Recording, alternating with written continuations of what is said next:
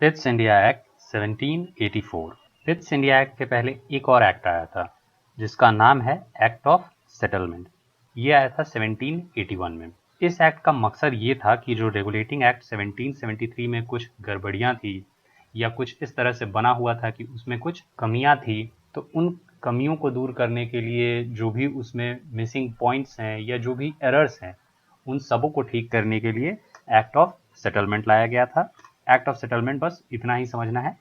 अब आइए Pitt's India act 1784 पे, जो हमारे टॉपिक यहाँ पे जो इसको आज हम mainly as a topic cover करेंगे। तो पिट्स इंडिया एक्ट के जो कुछ मेजर फीचर्स हैं जो इसको इम्पॉर्टेंट बनाता है फॉर एग्जाम पर्सपेक्टिव या even for the general knowledge also, वो हम जानते हैं। और पहला फीचर जो इसमें जानने की बात है वो है कि पिट्स इंडिया एक्ट 1784 के दौरान जो ईस्ट इंडिया कंपनी भारत में थी उसके कॉमर्शियल और पॉलिटिकल फंक्शंस को डिवाइड किया गया, यानी उसके कॉमर्शियल फंक्शंस को अलग रिकॉग्निशन मिला और उसके पॉलिटिकल फंक्शंस को एक अलग रिकॉग्निशन मिला। इससे ये होता है कि जो मैनेजमेंट है वो भी बढ़ जाता है। मैनेजमेंट भी जो है वो डीपेन तौर पे किसी एक एरिया पे ध्यान देता है, किसी एक एरिया पे फोकस करके उसको उसको अपने मतलब अंडर लेके आता है, उस पर काम करता है। तो इसी वजह से कॉमर्शियल और जो पॉलिटिकल फंक्शंस थे जब कंपनी के अलग हो गए तो उसके लिए जो एडमिनिस्ट्रेटिव अथॉरिटी है इसको भी अलग अलग होना चाहिए। और इसीलिए इसीलिए हमारा फीचर नंबर 2 यहाँ आ जाता है जो कि ये बताता है कि अब जाके सेटलमेंट हुआ, यानी अब जाके इस्टेब्लिशमेंट हुआ बोर्ड ऑफ कंट्रोल का। बोर्ड ऑफ कंट्रोल जिसको जिम्मेदारी दी गई कि वो भारत में कंपनी के पॉलिटिकल अफेयर्स को मैनेज करे। पॉलिटिकल अफेयर्स में किस तरह के फैसले होंगे, किस तरह की रिस्पॉन्सिबिलिटी तय की जाएगी और किस तरह से लॉ एंड ऑर्डर मेंटेन किया जाएगा, उसके लिए जो एक बोर्ड बनाया गया उसको बोर्ड ऑफ कंट्रोल के तौर पे जाना गया। इससे पहले अगर आपको याद हो, यानी रेगुलेटिंग एक्ट ऑफ 1773 की बात कर रहा हूँ, अगर रेगुलेटिंग एक्ट ऑफ 1773 आपको याद हो तो उसमें कोर्ट ऑफ डायरेक्टर्स को इस्टेब्लिश किया था जो कि रेवेन्यू, सिविल और मिलिट्री अफेयर्स को रिपोर्ट करता था। उस समय का जो इंपीरियल इंग्लिश कंट्री था वहाँ पे उसको रिपोर्ट किया जाता था। पर अब ये कोर्ट ऑफ डायरेक्टर्स को स्पेशल फंक्शन मिल गया, स्पेशल अथॉरिटी मिली कि ये जो कॉमर्शियल अफेयर्स हैं ईस्ट इंडिया कंपनी के भारत में, जो भी कॉमर्शियल इंटरेस्ट हैं उसको ये रिपोर्ट करेंगे, उसको ये मैनेज करेंगे। तो इस तरह से दो अलग अलग कोर्ट्स हो गए, दो अलग अलग बॉडीज हो गई। तो यहाँ आपने देखा कि पहले किस तरह से कंपनी का जो कॉमर्शियल फंक्शन है और जो पॉलिटिकल फंक्शन है उसको अलग अलग रिकॉग्नाइज किया गया। फिर इन अलग अलग रिकॉग्नाइज्ड फंक्शंस के लिए दो अलग अलग बॉडीज बनाई गई, दो अलग अलग बॉडीज जो इनको अलग अलग तौर पे एडमिनिस्टर करेंगे।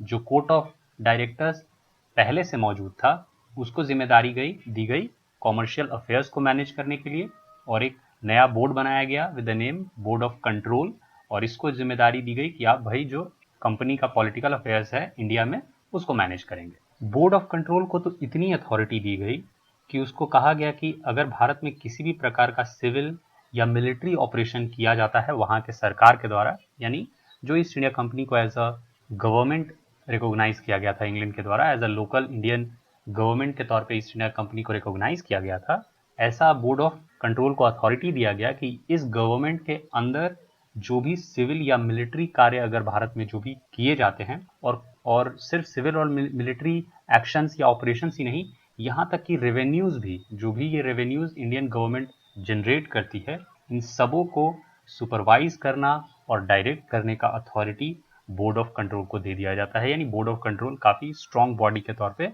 रिप्रेजेंट किया जाता है, काफ़ी स्ट्रॉन्ग बॉडी के तौर पे बनाया जाता है, जिसके हिसाब से और जिसके आदेश और या फिर कहिए जिसके आइडियाज़ के हिसाब से उस समय के गवर्नर जनरल को कार्य करना पड़ता था। पिट्स इंडिया एक्ट का सिग्निफिकेंस भी ज़्यादा इसलिए ही बढ़ जाता है क्योंकि इसी एक्ट के अंडर पहली बार जो ब्रिटिश के द्वारा या जो कंपनी के द्वारा भारत में जो ज़मीन जिसके ऊपर वो अथॉरिटी अपना चला रहे थे उसका मालिकाना अधिकार बदल दिया जाता है। यानी पहली बार जो भी कंपनी की संपत्ति भारत में थी उसको ब्रिटिश पोजेशन इन इंडिया बोला जाता है। यानी जो भी कंपनी के द्वारा ज़मीन या राज्य या जो भी स्टेट्स वगैरह को कब्जा किया गया था उसको पहली बार रिकॉग्नाइज किया जाता है as a British possession in India. तो देखिए अंग्रेज़ों का एक बार फिर से आपको यहाँ पे चाल और जो उनका चरित्र है वो आपको देखने को मिलेगा। कि किस तरह से आज का जो मौजूदा सरकार है वो एकदम डिनायल मोड में होता है इस बात को लेके कि नहीं नहीं नहीं, हमें तो कुछ पता ही नहीं था कि ब्रिटिश का जो वहाँ पे राज था वो कंपनी के द्वारा था, सारी चीज़ों को सिर्फ वहाँ पे मौजूद कंपनी ही मैनेज कर रही थी। पर किस तरह से यहाँ पे जो भी जानकारी हमें मिलती है उससे ये समझ में आता है कि भले ही यहाँ पे जो शक्ल था, जो जो फेस था, वो था कंपनी का, पर जो पीछे आइडियाज लेके आए जा रहे थे, जो जो इनपुट दिए जा रहे थे, वो आ रहा था सीधे इंग्लैंड से, उस समय के इंपीरियल अंग्रेजों वाली कंट्री से। तो उनका ये कहना कि हमें कुछ नहीं पता था, हम तो बड़े मासूम बच्चे थे, ये एक काफ़ी बड़ा झूठ है। ये उनके द्वारा दिखाया गया उनका डुअल नेचर ऑफ लिविंग है, जो कि अपने फ़ायदे की तो बात करता है, पर जब उनके ऊपर कोई बात बताई जाती है, जब उनकी कमियों को बताया जाता है, तो वो उसको एक्सेप्ट नहीं करते हैं, वो उसके लिए फुल डिनायल मोड में रहते हैं। तो ये बस इतना ही दिखाता है उनके बारे में कि किस तरह से वो डुअल नेचर के व्यक्तित्व को अभी तक अपनाए हुए हैं, किस तरह से वो अंग्रेज़ों द्वारा किया गया भारतीयों पे जुल्म, भारतीयों के ऊपर किया गया गलत व्यवहार को आज भी एक्सेप्ट करने के लिए तैयार नहीं है। यहाँ तक कि उनके बुक के सिलेबस में भी ये चैप्टर्स नहीं होते हैं कि किस तरह से इंडिया में अंग्रेज़ों के द्वारा राज किया गया, किस तरह से उनके उनके द्वारा जो टर्म्स एंड कंडीशंस है वो इंडियंस पे ज़बरदस्ती थोपे गए। उनके अंडर बड़ा ही क्लीन चैप्टर रहेगा कि अंग्रेज़ ने तो भाई दुनिया भर में ये खोज किया, वो खोज किया, हमने इन कंट्रीज़ को डिस्कवर किया, उन कंट्रीज़ को डिस्कवर किया। मानो उनके पहले तो वो कंट्रीज़ थे ही नहीं, उसके पहले तो वो ज़मीन वीरान था, उन्होंने खोज करके नए लोगों को बस।